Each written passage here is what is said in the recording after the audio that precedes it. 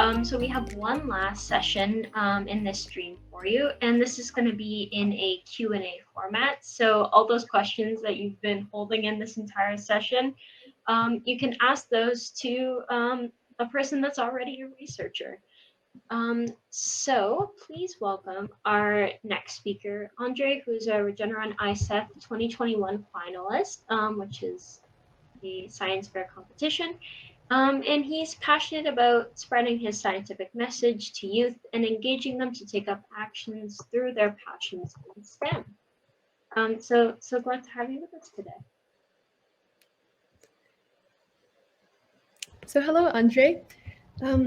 Just to get the session started and start up some questions and the flow of the questions, I can ask a few questions, and if anything pops up in the chat, we can ask that as well.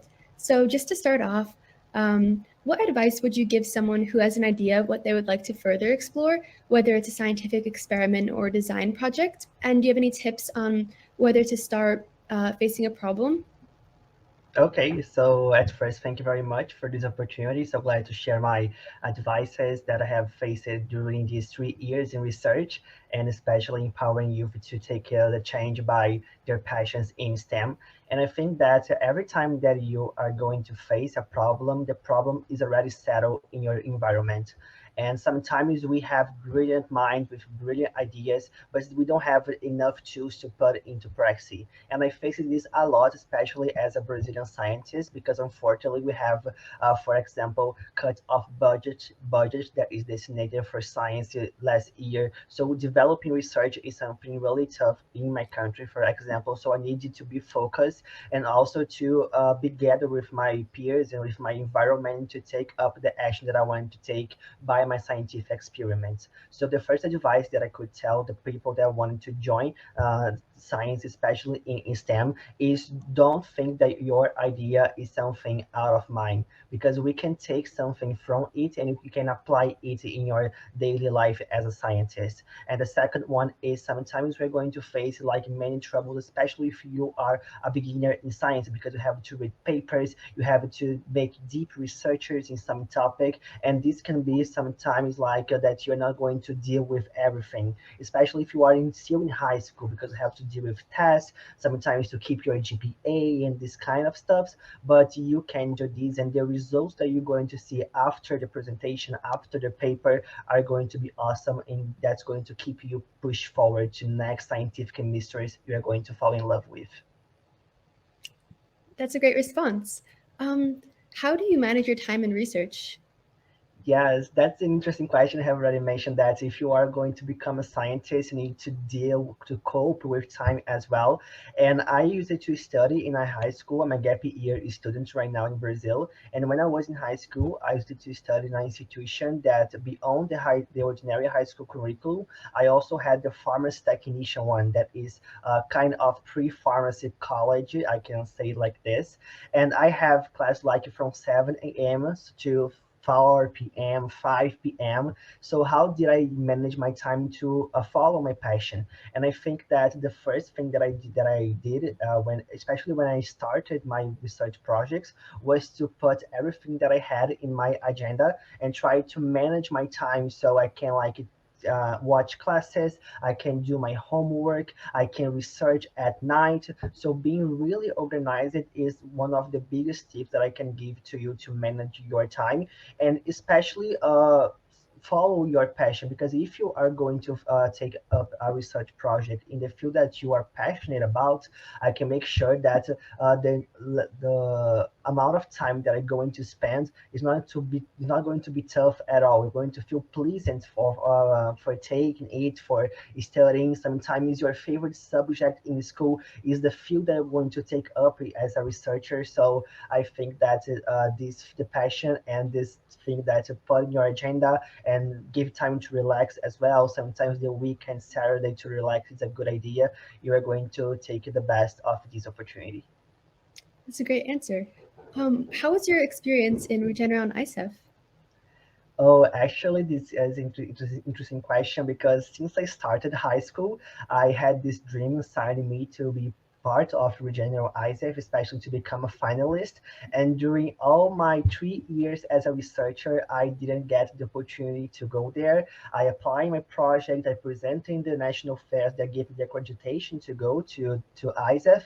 But just in my senior year, I got the opportunity to get the accreditation with a lot of effort, after 3 years of a research project, and being there, gathering of people that are like-minded, are going to add a lot in your project, sometimes giving wonderful tips, sometimes telling you that you can bond a partnership with them, is something that I really took advantage of. And I still have some friendships that were bonded in ISEF. So currently we send message through WhatsApp. Sometimes we ask each other to review our papers, to give some tips in how writing some experiments, sometimes to interpret some data. So this community that we bonded in ISEF was something that I'm really passionate about, and I think that was one of the best experience in my life, especially because it was the first time that I presented my project in English. So it was also a barrier that I faced in this time to challenge myself to do this, and it was an wonderful experience. I also got an award by the American Statistical Association because I applied some statistical models in my project as well. So the experience as a whole is unforgettable beyond the connection that I'm going to take for the rest of my life as a scientist. That's amazing, and congratulations on all your accomplishments. Do you have any research role models or anyone that you've read about, maybe that you aspire to be more like? Yes, I think that my most inspirations are the youth scientists that I faced through my journey. I remember that the first scientist that I met when I was taking up my project was a Brazilian scientist, Juliana Stradiotto. And that time she was presenting her project, and I started to see the bright in her eyes for doing this. And she inspired me to take up action through the action that she was taking that time. So it's for me, if you are going, the most inspiration that I have are from the young scientists, and I also have one that is one of the most beautiful for me. That is my chemistry teacher. She was the main responsible for me start taking my research project in translational medical science field, and she has always been inspiring me and encouraging me to not give up even if I face the tough realities as a Brazilian scientist. So I think that your professors and also my peers, young scientific peers, were the role models for me and are going to be for most of the time as a scientist. That's amazing to hear.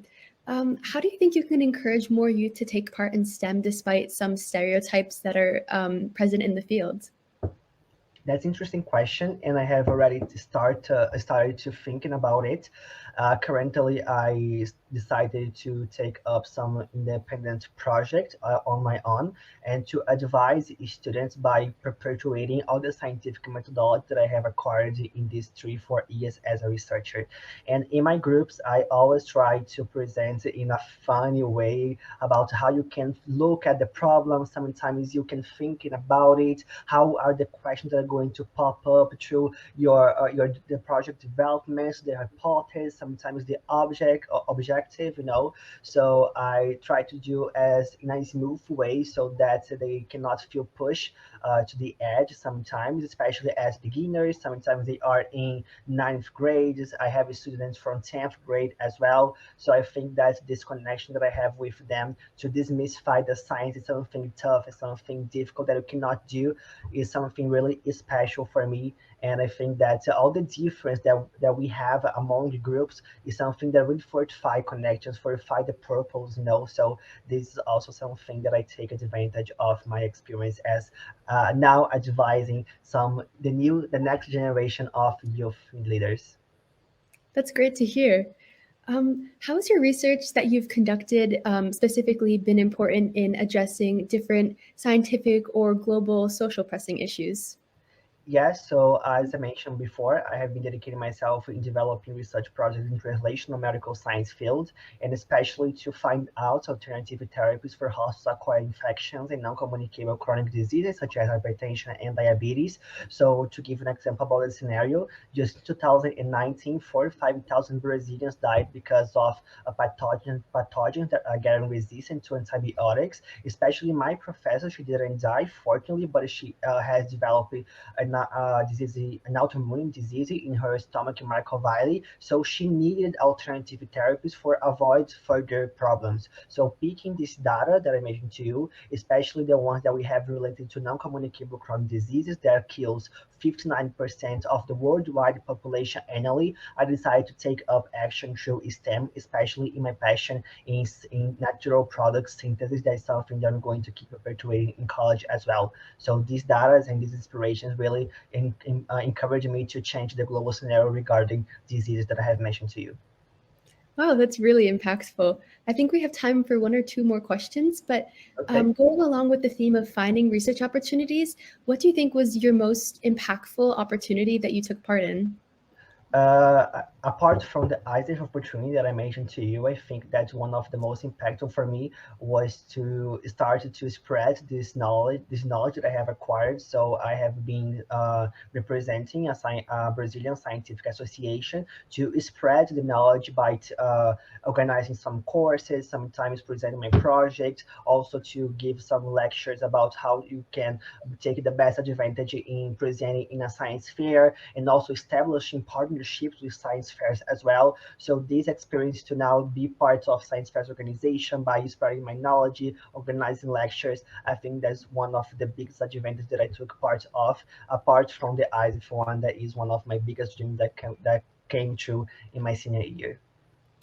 It's amazing. And just as a final remark, do you have any final advice for aspiring researchers or any specific STEM novels, journals, newspapers, or podcasts that you recommend people look into to get more inspired? Awesome. So before saying the final words about tips, I think that if you are really interested in science or any kind of ology, I really recommend a podcast by Ellie. Ology, that is Ology with Ellie, and this podcast is really amazing because they take some informations in any kind of ologies that you can think about. Sometimes the ology related to nervous system, ology related to animal field, so you can take advantage of any ology that you want, pop up questions and take up your science project. So this is one of the biggest podcasts that I think that you must listen to. And as a scientist, I'm pretty sure that your journey is not going to be really easy, especially depending on your country, financial support meant by your government. But I'm pretty sure that you can take advantage of all these opportunities by thinking that you can lead the change. Because if you believe in yourself that you can take action to your passion is going to be reflected in every areas of your life. It's going to fortify connections and are going to make you more powerful than ever. So don't believe on your dreams. Keep up your research project, because if it goes wrong once, go wrong twice, I'm pretty sure that at the end you're going to see all the bright side of these issues that you had in your journey. So don't give up, even though sometimes you have this willing, because science needs you. We need scientists. We need to empower the next generation of young scientists, and perpetuating our projects, ideas, and passions is one of the biggest weapons that we have to avoid fake news, avoid the science cut of budget, and to make our world better by promoting these positive changes. Thank you so much, Andre. And I think your answers were really empowering towards people who want to pursue research. Thank you very much for the invitation, and I hope that you like it as well. Yeah, and thank you so much for the inspiring talk. Definitely loved it. Thank you for answering all the questions. Okay, thank you.